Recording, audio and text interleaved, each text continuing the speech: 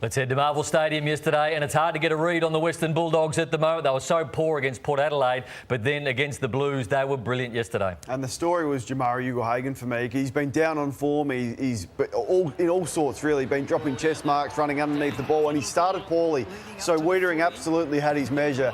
But I thought the credit to him was the way he was able to adjust in game and turn his form around to the point where he was the best player on the ground. So those are those clips early. And then he started to, okay, I'm not going to wrestle. I'm actually going to come at the contest on the move. That's my strength. Can I get off Wiedering? Can I lead up at the footy? Can I take him into contest and get on the move?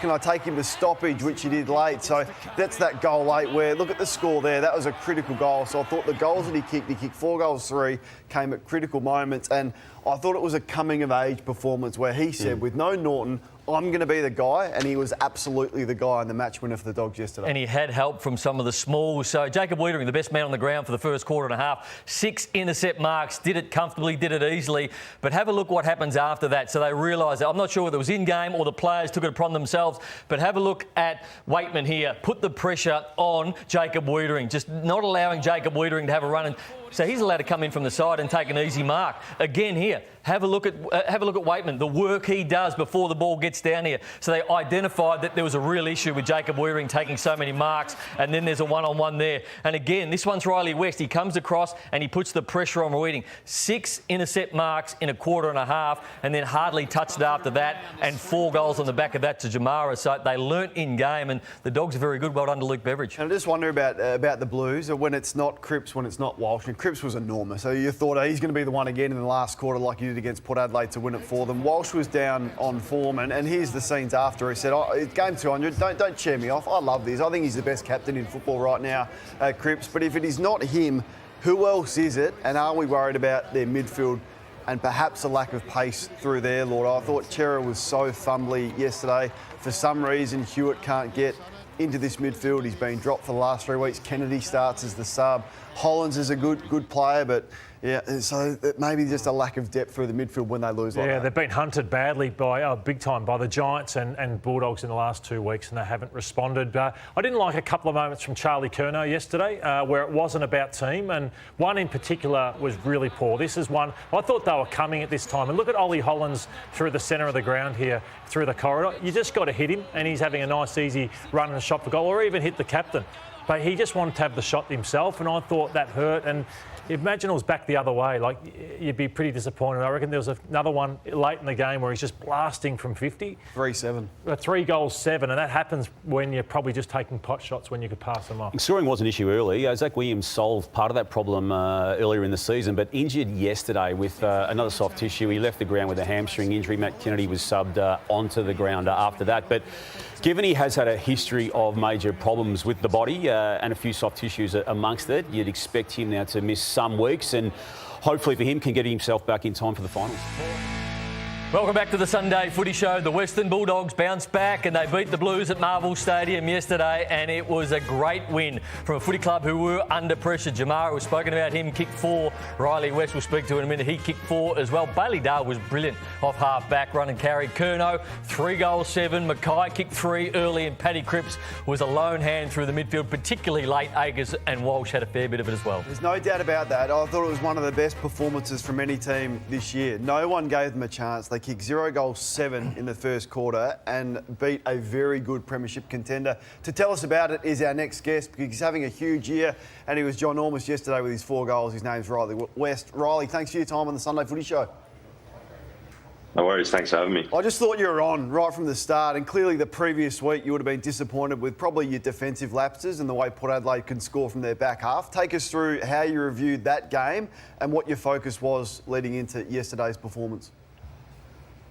Yeah, spot on. And I mean, the simple answer is I think when our pressure game's on, that's when we play our best footy, and felt like we were able to put the pressure on Carlton. And as you said, we kicked 0 goals, 7 in the first quarter, but we knew we were there, we knew we could come back, and credit to the boys. We did a great job. Yeah, I thought your midfield was enormous. A lot of the time, Carlton had first possession. I think they were plus 15 in first possessions, but you stripped them like this. So we're just looking through this. 3 centre-bounce goals, which you'll feature in the third term. So the midfield was huge.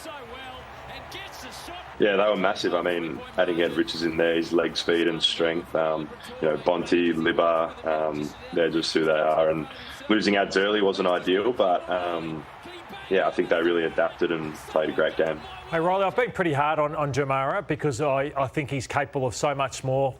He gets his 12 disposals, kicks his 2 or 3, but I think the best break through that barrier and add their 20 and kick 4 like he did yesterday. So did you see, is that too hard on him? And did you see something different in his performance yesterday after starting poorly on Wiedering? I think obviously not having Aaron down there makes it a bit harder for Jamarra at times. He's got to compete with everything, but he's playing on Wiedering, who's one of the best key defenders in the comp, and he did a great job. I think he can really be a superstar, and he shows it at times, and that's all we can ask for, just consistency, contests, and you can do the rest as the highlight show. Yeah, Riley, you touch on Wiedering there. I thought you guys, as a small forward group, did a fantastic job on him post quarter time, and that goes unnoticed. Your stats were really good. Cody Waitman was good up forward, but I thought that defensive work you did was brilliant. Yeah, I think, as I said, obviously Aaron wasn't there, and Das and Mara, they can't play the whole game. So me and Flea, got to take care of some of the big boys here and there. And I thought Cody did a great job on him. He's obviously got a great leap and was able to sort of spoil at times when, Weeders might have marked it. So, yeah, he was awesome. Rolly, you've got one of the greats of the game on your team. He's the captain, Marcus Bontempelli. He went up against another great currently of the game in Paddy Cripps. When the game was there to be won, they went at each other. Did you notice that at the time? Did you observe it? What did you make of it? Yeah, they're both, going to be Hall of Fame players, and you could sort of sense in the last quarter, Cripps was, doing everything. He was charging through stoppage, doing everything he could to, try and get the Blues over the line, and seeing those two big boys go at it is awesome. I went up to a stoppage a few times and could see them sort of going at each other, and it's great to watch. Rory Lobb started on, obviously, Harry Mackay. Harry Mackay started on fire. Could have quite easily turned into a 6, 7, 8 goal performance for Harry Mackay. But I thought Rory Lobb, to his credit, every time the ball went down there, he was happy to come off. So too was Buku Kama. So you've got 2 defenders down there you probably didn't think you had last year who could be defenders for the next 5, 6, 7 years. Yeah, definitely. I think it speaks to Rory's character to be able to get back in the game like that. And, me and Books got drafted together, and to see his development over the last 5, 6 years has been amazing. I think him definitely, he could be one of the best defenders in the next couple of years. He's so athletic, he's so strong, and they work together, perfectly down there, which we couldn't have asked for anything more. Hey, Riley, I love your evolution as a player. Like, you are a genuine midfielder, and you've had to, for forward, because you're so strong through the midfield, you've had to develop yourself in the hardest position in the game, I think, as that small forward. You had to go back, play VFL a number of years ago. So talk us through your development as a player and where you see potentially down the track some midfield time. Yeah, as you said, I got to the club and there was, some great midfielders there, and they're still there now. So hard to get a game in front of them in the midfield. So I think, developing my forward craft. Bevo's big on being able to play dual positions. So, playing VFL and developing that, and hopefully it shows on the field that I've gotten a bit better at it. And Riley, you got a day off today. I'm having a look at your headphones. I reckon there's a bit of gamer type setup there.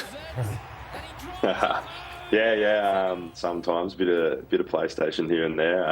Probably go watch the Footscray team play today. So, feed up, relax, and get ready for Geelong down at the Catering next week. And you enjoy it. It's going to be a huge game down there next week. Let's take a look at the votes. You will feature in those as thought Jamarra Ugle-Hagan was the most influential player on the ground. Cripps is having some sort of season. Dale across half back, hasn't he turned things around from earlier on in the year when he was out of favour? And Riley West for his impact and his 4 goals. Let's take a look at the prize pack, which is the best in the business, Brownie. This is what you're walking away with, Riley. We'll start the Gun Buy World. Clockers. Brownie's friends down there throughout the school holidays until Bite July hard. 21. Time's running out. A mesmerising digital light experience and immersive celebration of Indigenous culture. There's the J-Labs, the mini J-Buds, thanks to J-Lab. The Clutch & Co. You'll be best dressed on the golf course with a quarter zip top and pants from Clutch & Co. The Callaway Chrome Tour golf balls. Good balls. And a cap, thanks to Callaway. Isaac's got a couple of those by the sound of things. The Travis Matthews 2 hats there. Australia for the playing group.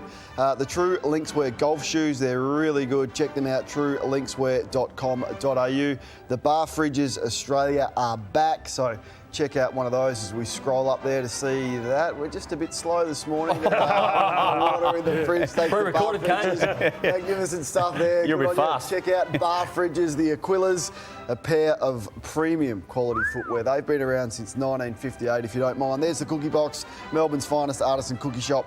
Treat yourself to a special delivery thanks to Cookie Box. Platform 28. Next Llordo. time you're in the Docklands, go there because it is the best pub in Docklands. Rick's Eyewear, the Soho Cherries. Check them out, rickseyewear.com.au. And St. Goliath, elevate your wardrobe with the latest streetwear style from St. Goliath. There it is there. It's a great prize pack coming your way, Riley. Thanks for joining us on the Sunday Footy Show this morning, and good luck against the Cats next Saturday night. No worries. Thanks for having me, boys.